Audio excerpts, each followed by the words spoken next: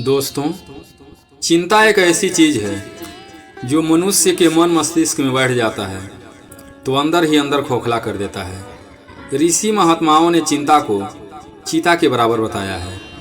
इसलिए चिंता से मुक्त होने के लिए इस कहानी को पूरा सुनें। इसे एक व्यक्ति के कहानी के माध्यम से जानेंगे जो कि अपने जीवन में चिंता से बिल्कुल दब चुका था। कहानी शुरू करने से पहले हमारे चैनल को सब्सक्राइब करें और घंटी को दबाकर आल को प्रेस करें ताकि हमारी अगली वीडियो का नोटिफिकेशन आपको मिलता रहे। आइए कहानी शुरू करते हैं। एक व्यक्ति चिंता से इतना ग्रस्त था, उसे एक चिंता समाप्त करने के लिए हजारों चिंताएं करनी पड़ती थी, जिससे उसकी चिंता और बढ़ जाती। वह अपने चिंताओं में ऐसे उलझ गया था जो कि कभी खत्म होने का नाम ही नहीं ले रही थी। जब वह सोचता कि हमारी एक चिंता का समाधान हो गया तो दूसरी चिंता जन्म ले लेती।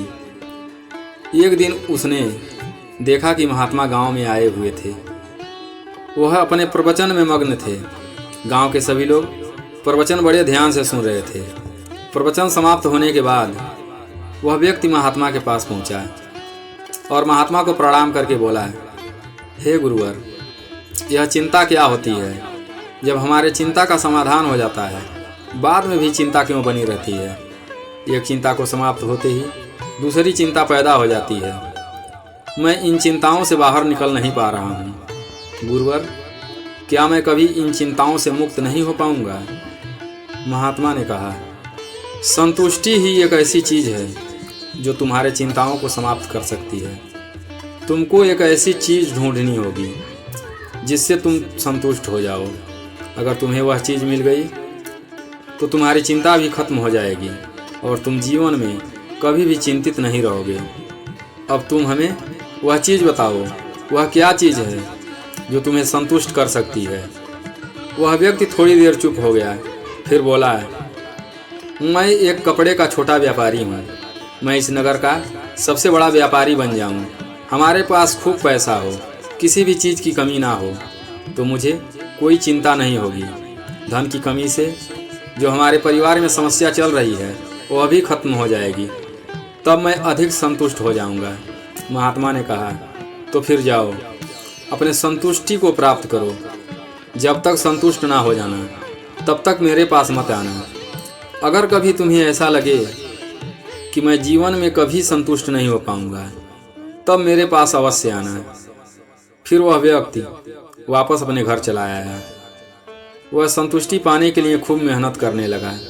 धीरे धीरे वह हर चीज़ प्राप्त किया जिससे इस चीज़ को प्राप्त करने से संतुष्ट हो जाऊंगा। धीरे धीरे कई साल बीत गए। अब वह पूरे राज्य का एक बड़ा व्यापारी बन चुका था, लेकिन उसे अब भी संतुष्टि नहीं मिली। चिंताएं तो पहले से ज़्यादा बढ़ गईं और परिवार में भी पहले से ज़्यादा समस्या पैदा हो गई थी। इतना ज़्यादा धन संपदा होने के बावजूद एक छोटे से व्यापारी बड़ा व्यापारी बनने के बाद भी उसकी ना तो चिंताएं खत्म हुई और ना ही उसे संतुष्टि मिली। अब उसे लगने लगा कि जीवन में कभी चिंताएं खत्म नहीं होंगी। तभी उसे महात्मा की कही बात याद आ गई और वह तुरंत महात्मा के पास जाने के लिए निकला कि रास्ते में ही महात्मा से मुलाकात हो गई और गुरु को प्रणाम कर बोला, हे महात्मा, क्या आप हमें पहचानते हैं? कई साल पहले एक बार मैं आपके पास आया था और अपनी चिंता को दूर करने की बात कही थी और आपने कहा था कि कोई ऐसी चीज़ ढूंढो जिससे तुम संतुष्ट हो जाओ तो तुम्हारी चिंता समाप्त हो जाएगी। और मैंने वह हर चीज़ मेहनत करके प्राप्त की जिससे हमें संतुष्टि मिल जाए, लेकिन मैं आज भी असंतुष्ट हूँ और चिंताएं हमारे जीवन में पहले से ज़्यादा बढ़ गई हैं। और परिवार का समस्या तो पूछिए मत। कुछ समझ में नहीं आ रहा मैं क्या करूं और क्या ना करूं।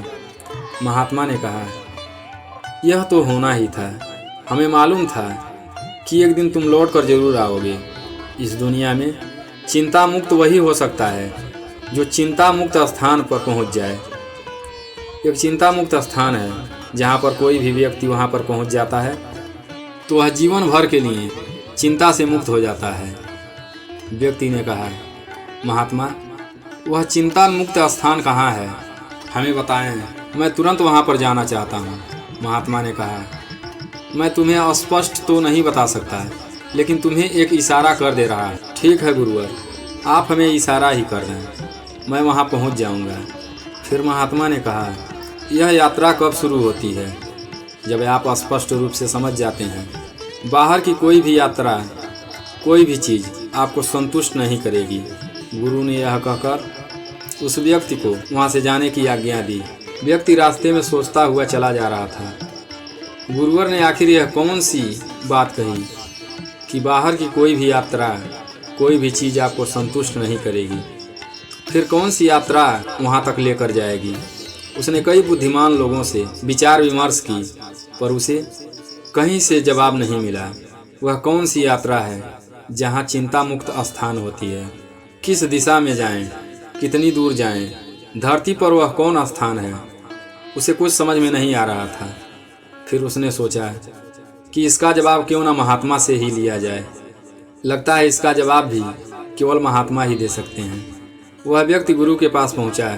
गुरु को प्रणाम कर बोला, हे गुरुवर, आपने जो इशारा किया था वह मैं आज तक नहीं समझ पाया, और मुझे लगता है कि मैं समझ भी नहीं पाऊंगा। कृपया वह दिशा बता दें जहाँ से यात्रा के लिए निकल सकूं और उस चिंता मुक्त स्थान पर पहुँच सकूं। गुरु ने कहा, सुनो, इस दुनिया में दो ही तरह की यात्राएं होती हैं।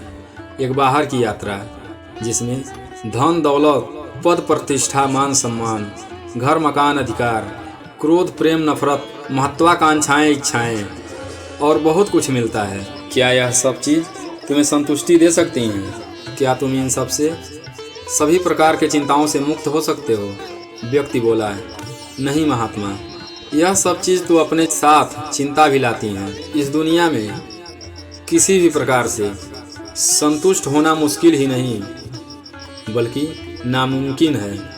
गुरुवर ने कहा, जिसने जान लिया कि बाहर की यात्रा से कुछ भी प्राप्त नहीं हो सकता है, वह दूसरी यात्रा की ओर मुड़ जाता है, और वह दूसरी यात्रा भीतर की यात्रा होती है।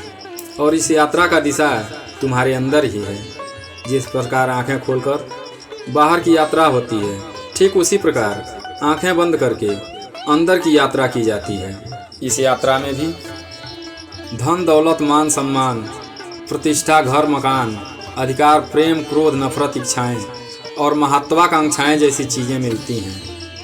परंतु जैसे जैसे हम इस यात्रा पर आगे बढ़ते हैं तो ये सब चीज़ें व्यर्थ लगने लगती हैं, और जिस चिंता मुक्त स्थान को तुम बाहर ढूंढ रहे हो वह और कहीं नहीं, तुम्हारे भीतर ही है। जब तुम्हें बाहर की चीज़ों का ज्ञान होने लगता है तब तुम अपने अंदर धीरे धीरे उतरना शुरू करते हो।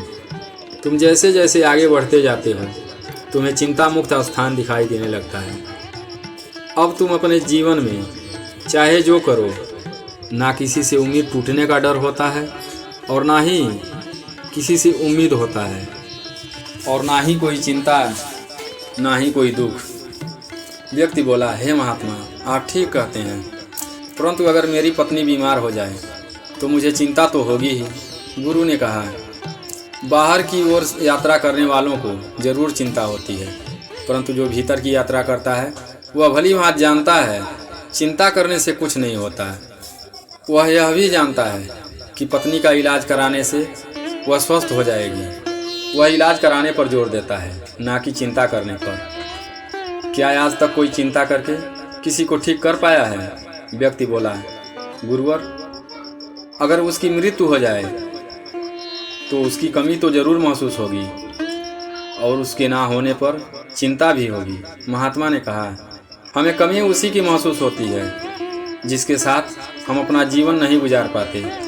हम अपने माता पिता के साथ एक अच्छा समय बिताना चाहते हैं पर नहीं बिता पाते, क्योंकि हमारे पास बहुत सारी चिंताएं हैं, हमारे पास समय नहीं होता है।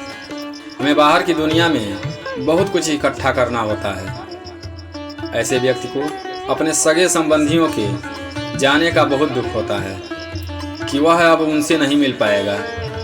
व्यक्ति ने कहा, गुरुवर, मैं बाहर की यात्रा बहुत कर चुका, बहुत देख चुका, अब मैं भीतर की यात्रा में उतरना चाहता हूँ। मैं देखना चाहता हूँ कि इस यात्रा में हमें क्या क्या मिलता है, परंतु महात्मा इसके लिए इस संसार को छोड़कर क्या हमें सन्यासी होना पड़ेगा?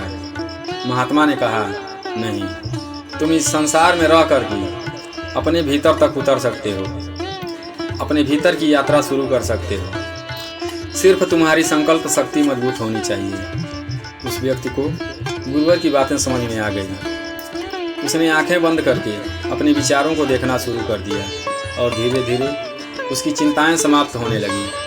समस्याएं तो अब भी जीवन में थीं, परंतु उन समस्याओं का उसके ऊपर कोई असर नहीं पड़ रहा था। अब वह अपनी समस्याओं का समाधान आसानी से कर लेता है, ना कि समस्याओं को पकड़कर चिंताओं में बैठा रहता है। अब वह जीवन के असली आनंद को महसूस कर रहा था और पूरी तरह से चिंता मुक्त हो गया। कहानी लास्ट तक सुनने के लिए धन्यवाद।